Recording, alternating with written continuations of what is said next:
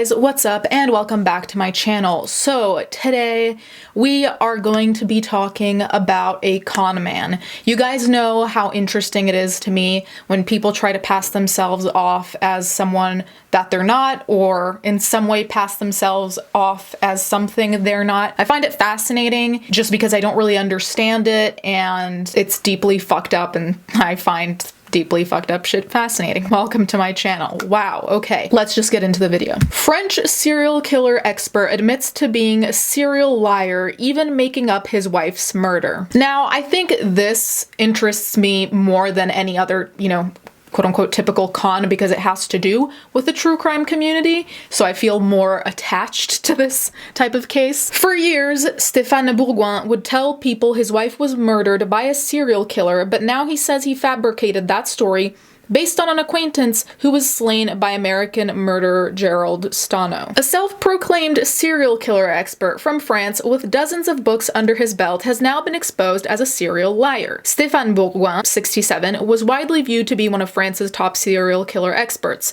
He claimed he had been trained by the FBI and interviewed 77 serial killers over his career.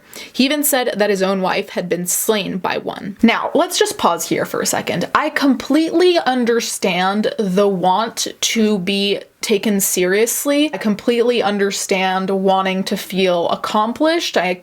All of that I understand.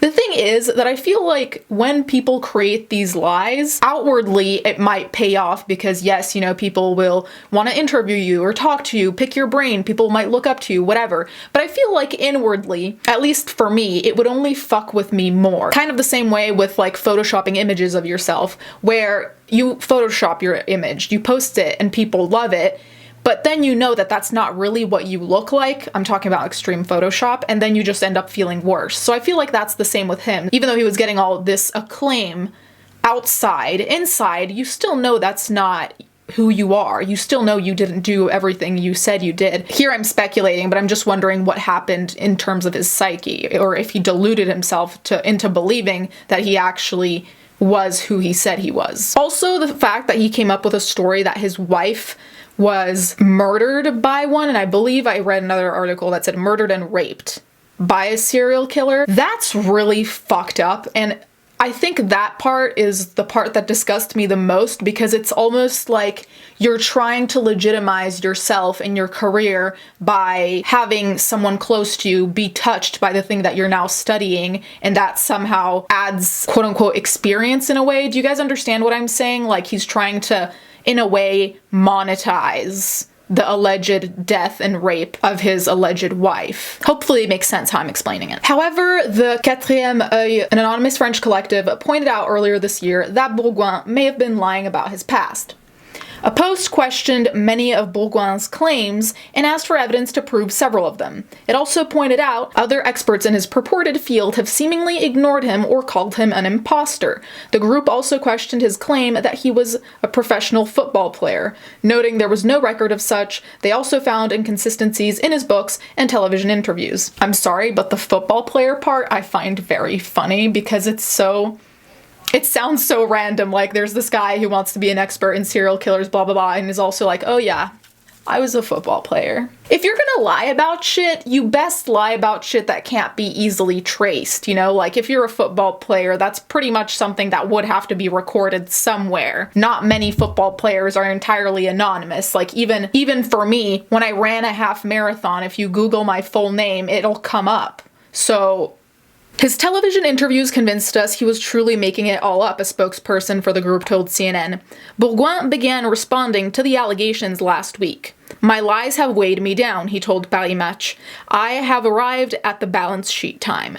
On Tuesday, he told Le Parisien, I completely admit my faults. I'm ashamed to have lied, to have concealed things. I'm glad he's come clean. That's great. Hopefully he can sleep better at night or whatever. I wonder if he's gonna get sued. Like, I kind of wonder what's gonna come of this, because if you have written plenty of books under the guise of being trained by the FBI and having a certain type of education, let's say, or training, and then it turns out that you don't have that, the books you're publishing might be full of misinformation, then that would affect the publisher. So I'm kind of wondering, like, what are the ripples here? Like, what will be the effect of him coming clean apart from, people making fun of him or insulting him. Turns out he only interviewed about 10 of the 77 serial killers he claimed to have, and as a result, many of his 40-plus books, the product of work carried out by actual criminal profilers, Le Parisien reports. He was never a football player either, according to the report.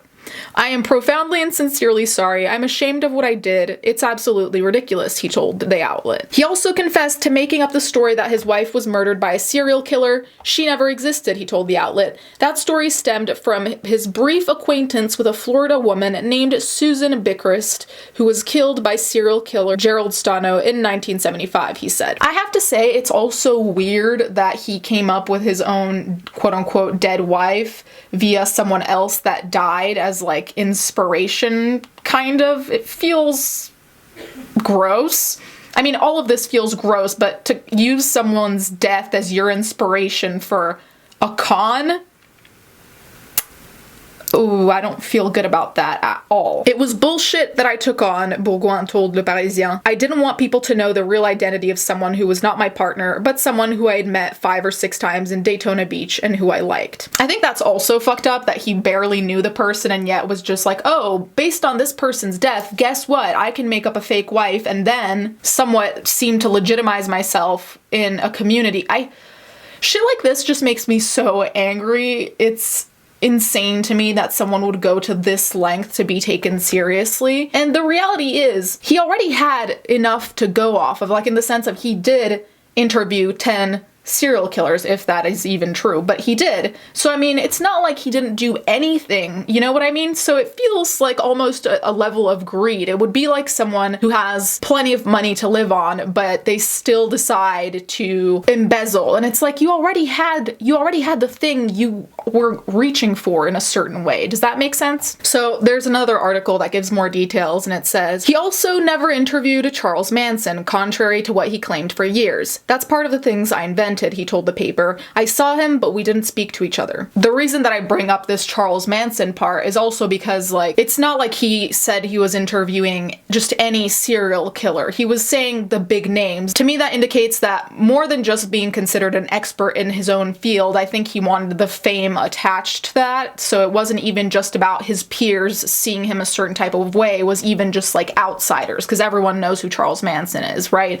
So it was also for, you know, the clout that comes with it. I'm sorry I used that word. I hate it. Anyways, guys, you can let me know what you think in the comments down below. I think it's just really sad when people have to invent shit about themselves, because most of the time it's just because they don't feel good about themselves. And the fucked up side is, like I said, we have to think of the consequences, like publishers who might have now published books with misinformation, or, you know, people who have paid him to interview him and, you know, talk about his expertise when maybe he's less of an expert, though he has talked to some serial killers. We don't really even know how to gauge his level of expertise compared to other people, and so he might have taken away opportunities from others who are actually experts, you know what I mean? So I feel like there are a lot of bigger consequences rather than, oh, this guy lied and that kind of makes him a piece of shit, you know what I mean? Thank you guys so much for watching. Thank you to my patrons as always, and let's get